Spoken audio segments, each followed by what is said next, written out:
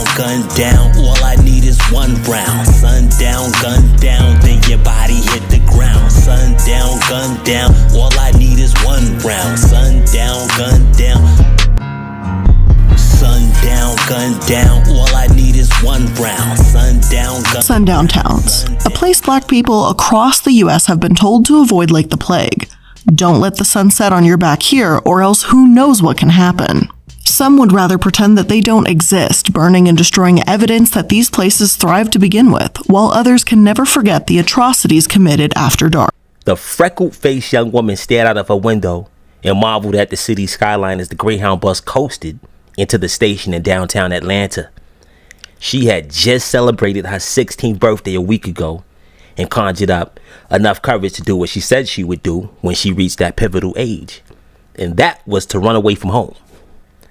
Ever since she could remember, her ultra-racist father tormented her with his narcissistic ways, and she had finally escaped his clutches. Although she was now free, the sounds and sights of the big city were frightening her because she had never stepped foot outside of Cottondale, Georgia, a village in the southern part of the state with a population of only 12,769 residents, all of which were Caucasian.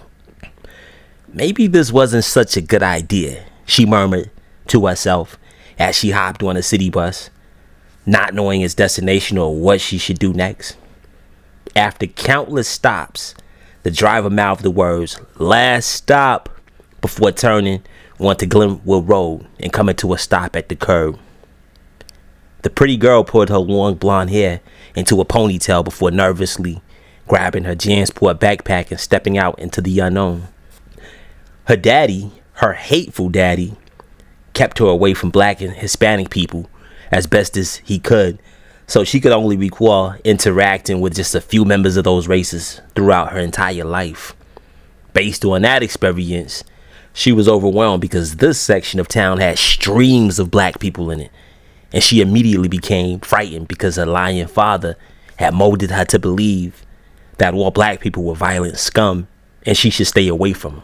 "Hey, my nigga, we gon' call our shit Slaughter Gang," a skinny brown complected young man said to his friend in the passenger seat as he passed a blunt cigar to him.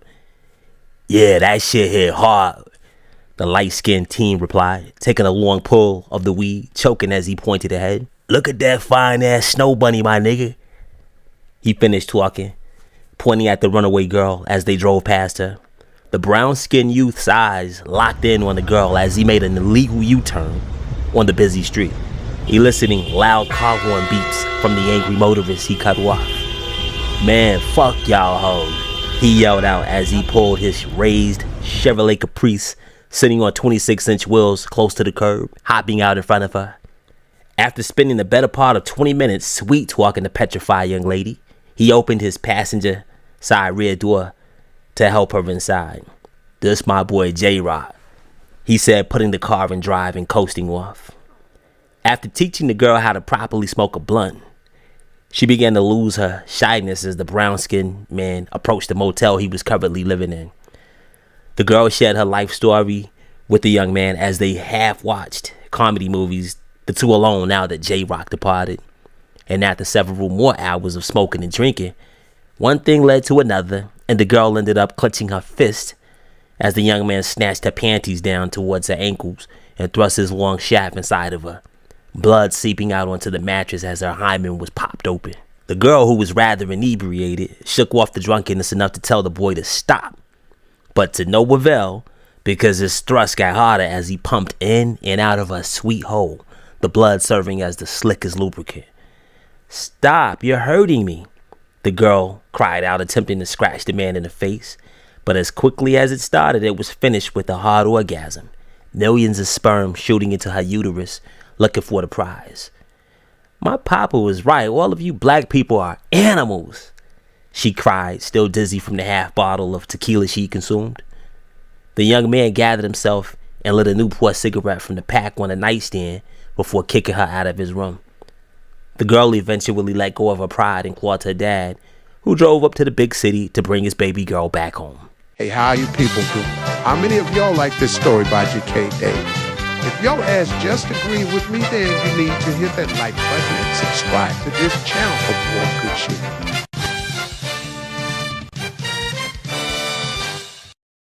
What's up, Duval? An inebriated Drake shouted as he stepped out onto the vast stage with his latest album, collaborator, Atlanta rapper 21 Savage.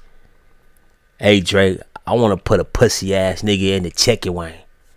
The London-born Southern MC chimed in, walking around in slow circles, surveying the thousands of concert goers packed in Jacksonville's Veterans VyStar Memorial Arena, a venue usually booked by Southern rock acts. Right on cue, Drake began performing their hit single Rich Flex as the crowd started shouting in excitement. 21! Say what? Rich Flex for me, 21! He crooned as their tour DJ monitored the rapper's microphone levels. After entertaining the energetic North Floridians for 2 hours, the artists exited the platform, making beelines for their dressing rooms as their hangers-on trailed behind them.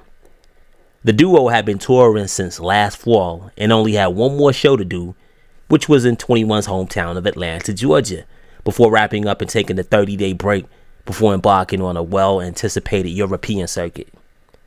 Both Drizzy and Savage were well-renowned rappers, so the idea of doing an album together was a genius business move. The album, titled Her Loss, debuted at #1 on the Billboard 200 chart, selling over 400,000 copies in the U.S. alone. Their success brought about much attention, and the megastars and their respective management agreed to put together a special tour for the fans, involving more special effects and pyrotechnics than at a usual rap concert.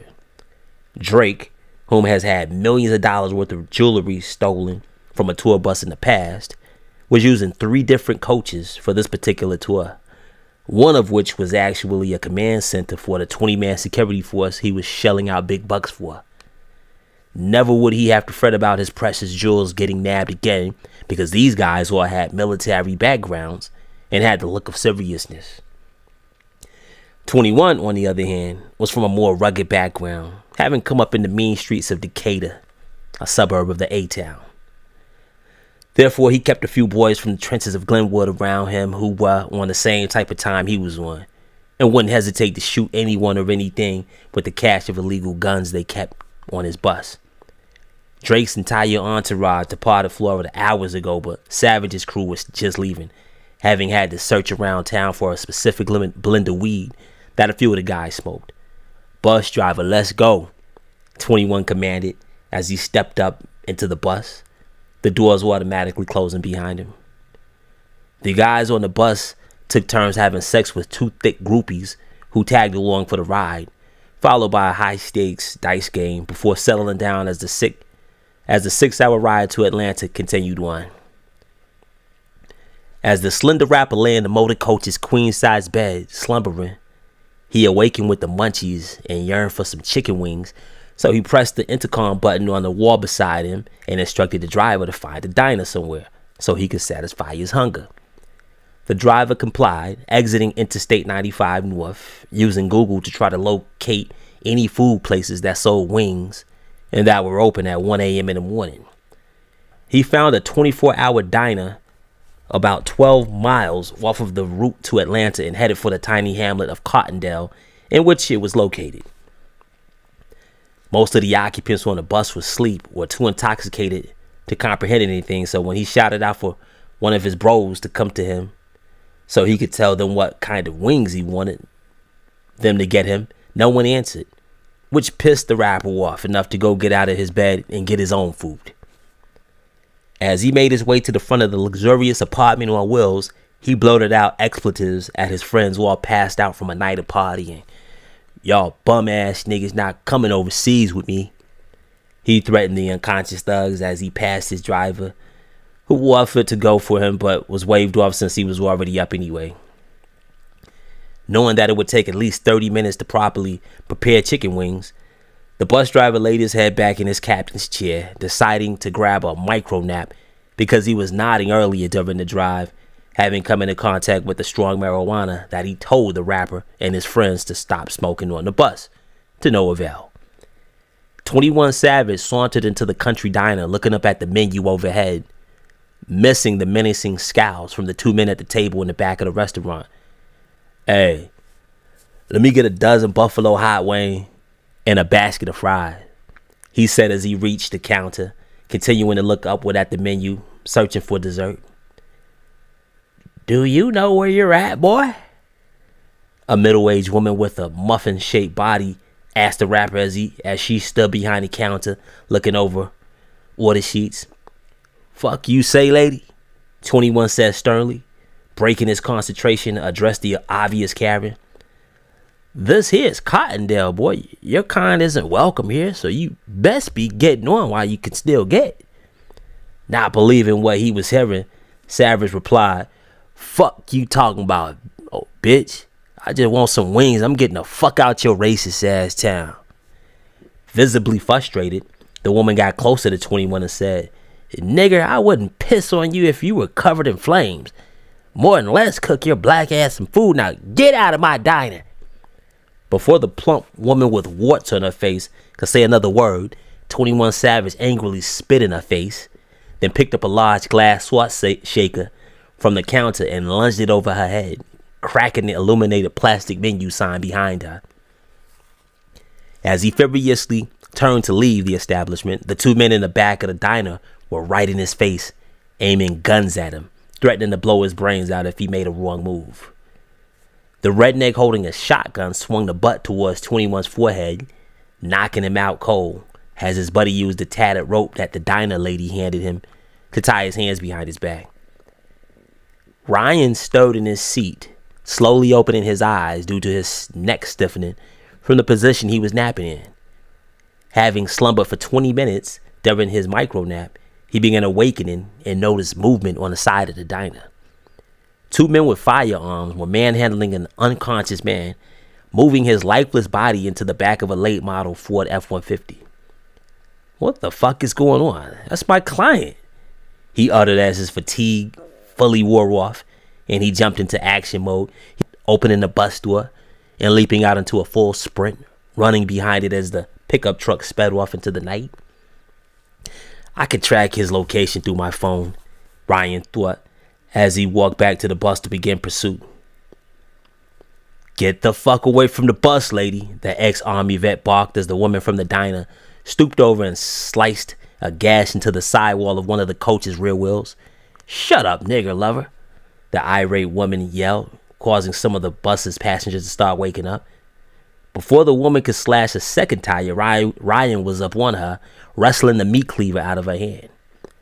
As 21's entourage began filing out of the bus to investigate the noise, Ryan explained everything that transpired up to that point, causing them to shuffle back onto the bus, which was still drivable due to the rear wheels being double axle tandems, and peeling out of the parking lot in pursuit of the kidnapped entertainer. "Sorry to wake you, Sheriff, but we got us a live one here," the redneck with the shotgun said as he and his buddy stood on the Cottondale's police chief's porch, holding a wobbly 21 Savage up as he slowly began coming to consciousness.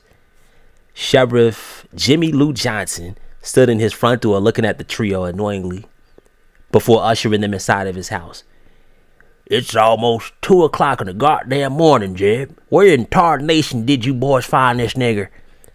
Jeb broke down the incident at the diner, including that the hostage was traveling in a fancy motor coach, which indicated that he must be some musician or something.